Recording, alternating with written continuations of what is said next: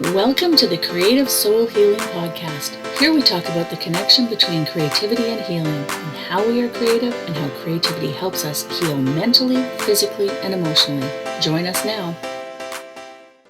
Hi everyone, Larissa Russell of Creative You Healing, and welcome to the Creative Soul Healing Podcast. Today I have with me Ell Graniel. As the founder of Truespeak, Ell brings over 25 years experience in the neuroscience behind our synapses, receptor, and reward centers of the brain. She has a degree in communication, training and certifications in Neuro-linguistic Programming, also known as NLP, negotiation, personality type predictors, and has authored 3 international best-selling books. Her most recent, The Team Whisperer, successfully led a cross-generation race and gender team, focuses specifically on mastering communication. So welcome, Ell. Thank you. Happy to be here, Larissa.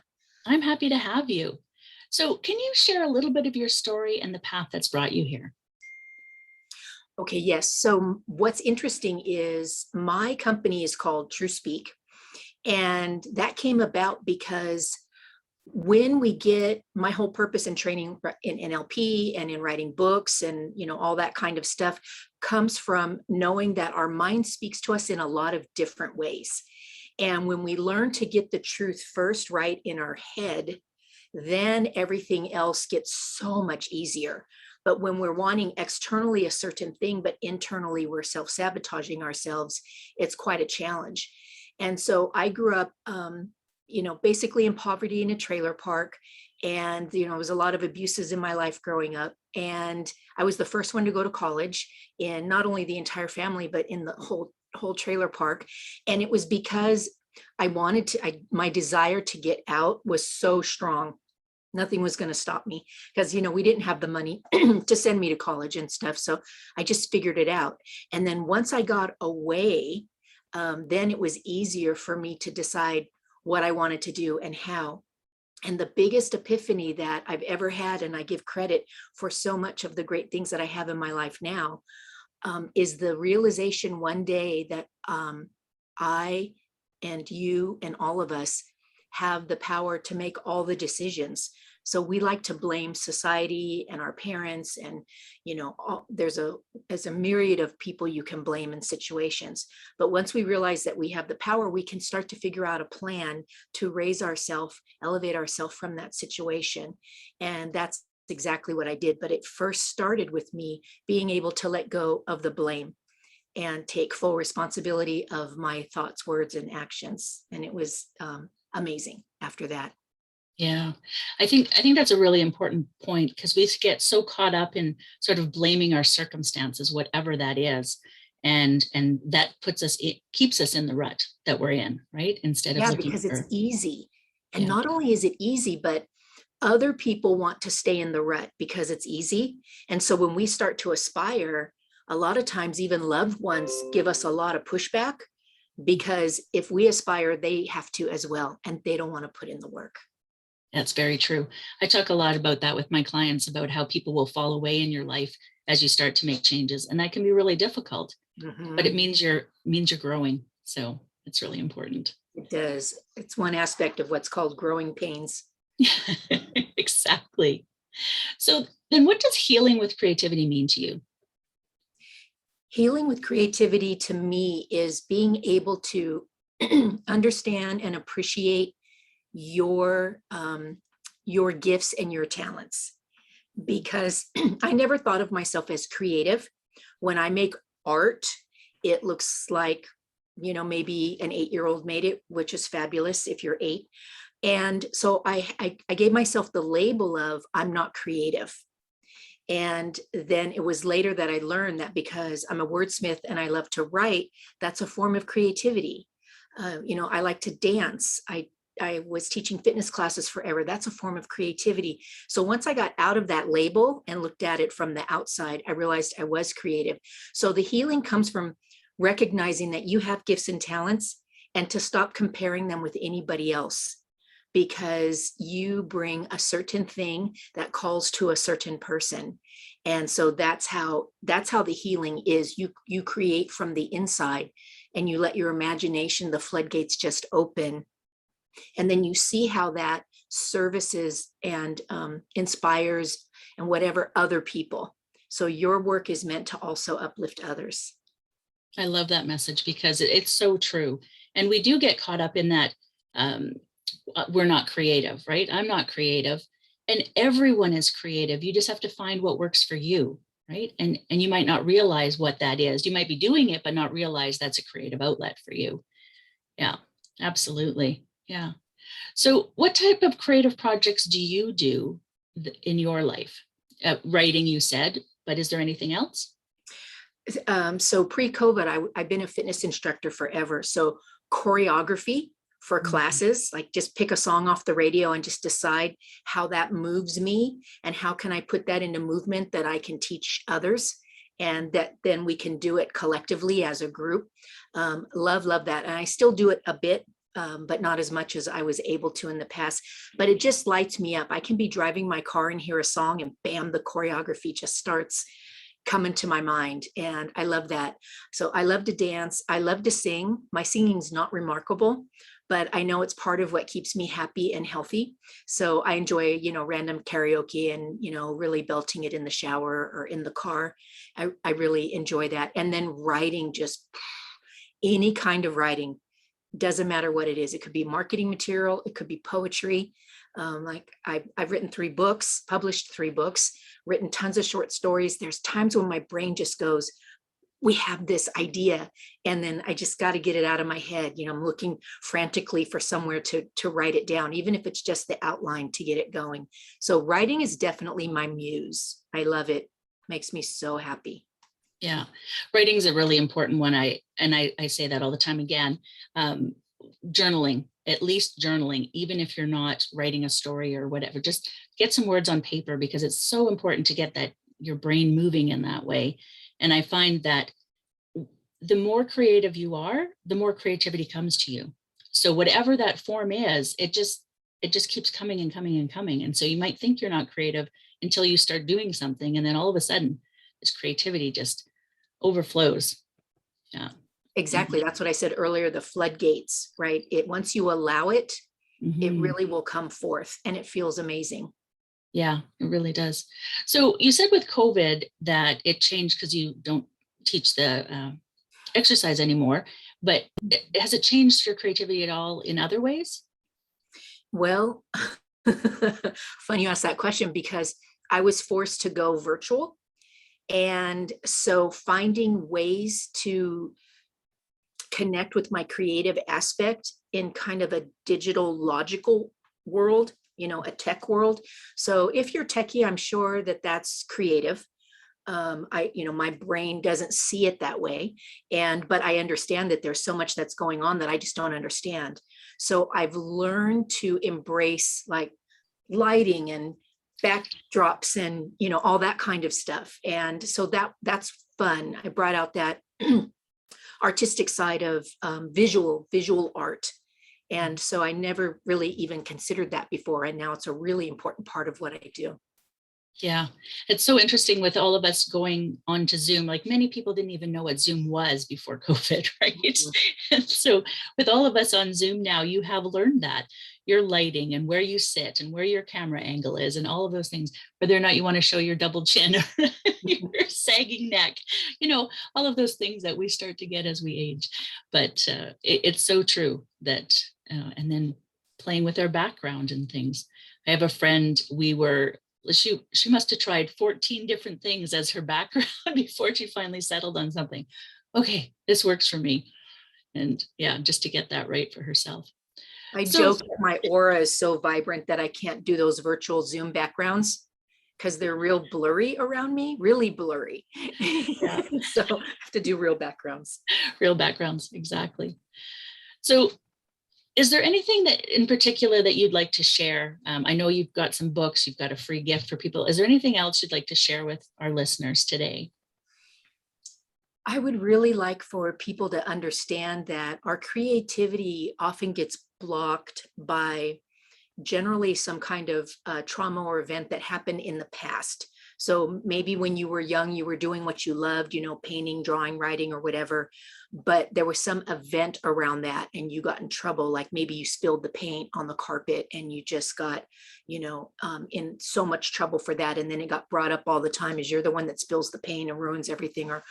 And so sometimes at an early age, our vibrance gets dimmed by a circumstance or a string of circumstances.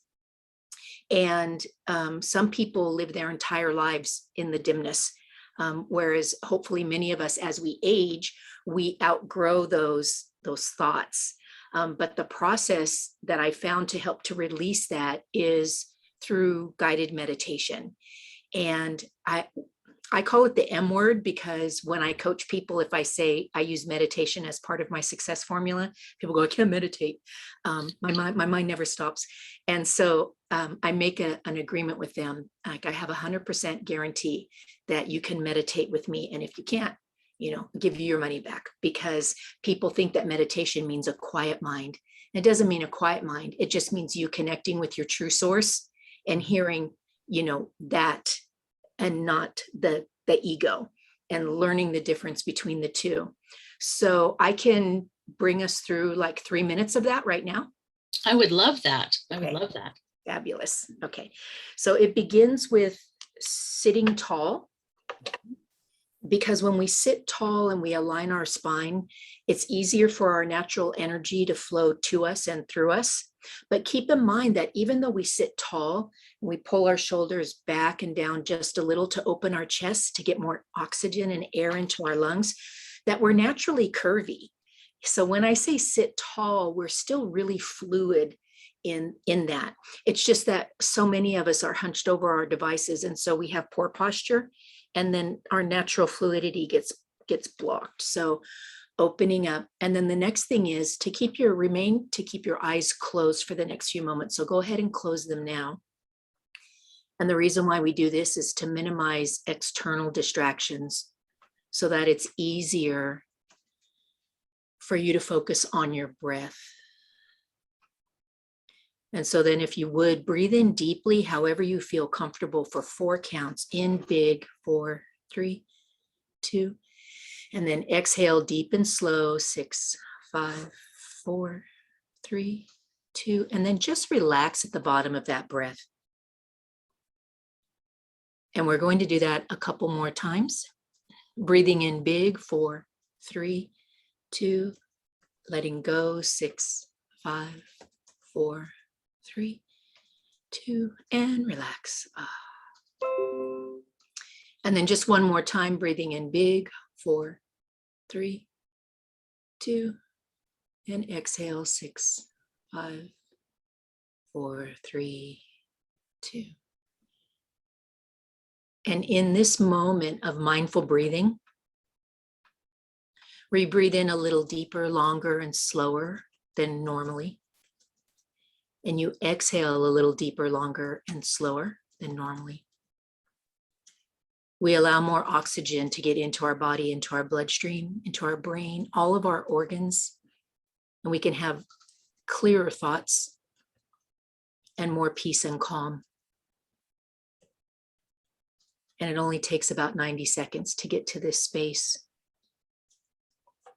And so then if you would just continue to breathe a little deeper than you normally do in, and exhale a little longer and slower than you normally would. You allow yourself to drop into the alpha level of consciousness, where the chatty mind can slow down just a bit and take a back seat. And then if you would, just turn your hands over so that they're palms up. If you're seated, just resting them on your thighs or however you're comfortable. And in one of the hands, bring out you for this message today. So any way, shape, or form, without judgment of how it looks, onto one of your hands. And then in the other hand, bring out the image that just for today represents your true source, your higher power, the divine, the universe, your God light. however that looks for you in the other hand.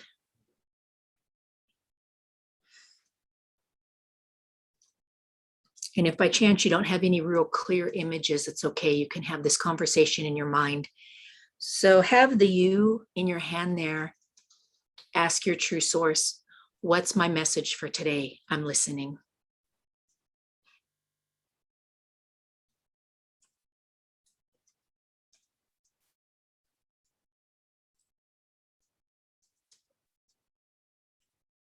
And then if you liked that message, if it seemed benevolent, supportive, loving, and kind, then allow yourself to step over there, putting your hands together so that you can become one with this message, no longer separated your ego from your true source. And if you weren't sure if you liked the message, if it seemed a little maybe chastising or not loving and kind, then keep the hands separate. And then just allow that thought to drift away, no longer serving you.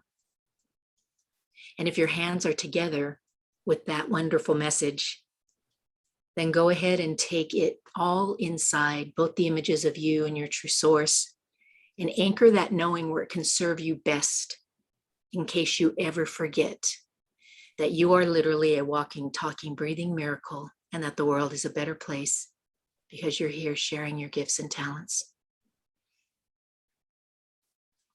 And then when that feels complete, take both of your free hands and place them over your heart.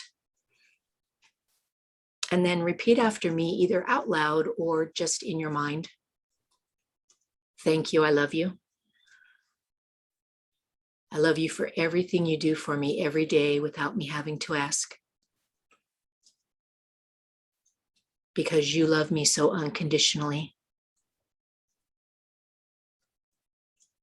And I promise to be a better listener and to care more deeply for my temple.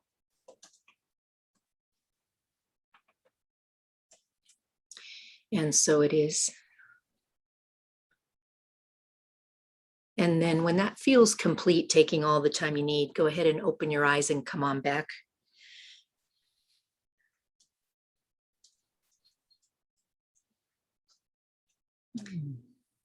And how do you feel physically right now? Relaxed. Mm-hmm. Very nice. And I think that's what's so important is we get spun off so easily, and our vibration just begins to scatter, and it makes it easy for dis-ease when we're in that way, right, to find a place into our temple. And so what we did took just barely 3 minutes. So we all could feel this way anytime we choose. You know, if you're driving the car, obviously not, you can just focus on your breath, but you got to keep your eyes open. And but so again, going back to choice, the thing that was mind-blowing to me back in my 20s is that we could choose to not feel a certain way and not let somebody get the best of us or make us feel less than, just by taking a breath, closing our eyes, centering, and connecting with our truth. And so my specialty, being trained in NLP and personality type predictors, is to help people understand, was that my true source or was that my ego? And so when we work together, we talk about that message. And that's what I'd like to be able to offer your listeners today. If they'd like to talk to me about that message, I'll give you the calendar link, and they can hop on. If you weren't sure if that was a true message, or you weren't sure about the process, or you weren't happy with the visuals that you saw when we brought them out, any questions at all. Yeah, I love that. And I do meditation every day, and I do have a hamster wheel brain, I have to say. So for me, it is usually a breathing exercise of some sort. I also lead a meditation and journaling program every morning. But for me, it's like so centering. And if I don't do it, my whole day is thrown off. And there's many times I have to stop in the day and just breathe, right? Yes. As we get so caught up in what's going on. Yeah. Because even say somebody almost causes an accident and you were able to avoid it, you know, being defensive, we still get this attack on our body, right? And so the sooner the better that you can just pull over or stop or get to where you're going and just sit in the car for a moment and just breathe that out. Like, let it go. It served you, you were defensive, everything's good. And, just give thanks for the fact that everything turned out well, or however you'd like to do it, but to just not let those things stick. Like if you go through a walk in nature and you get those little sticky things on your socks or, your pants or whatever, that wasn't your intention when you set out, right? You were communing with nature. And so you get back home and you see these things. So then you can just, put your attention there and just pluck them away. So it's that's the analogy I like to give, that again, you have the choice and it can be simple. The sooner, the better. Yeah. I love that. Such a beautiful message. And I hope everyone at least tries this, well, you can replay this if you need to try it again and again. And I also encourage you to reach out to Ell if you have any questions, or if you want more information about what you were getting in your messaging. And we will make sure all your links are there, Ell. We'll make sure that everybody has everything they need to find you. So I just want to thank you so much for being here today. And do you have any final thoughts before we go? My pleasure. No, I just always am happy to be able to spend time with people. And so, you inviting me here to speak to your tribe and your community, I'm very honored. So thank you, Larissa, very much. Yes, well, thank you so much. To our listeners, we'll see you again next time. And in the meantime, I wish for you amazingly creative days. Thank you for listening. If you found our podcast of interest, we'd love for you to leave a review wherever you listen in.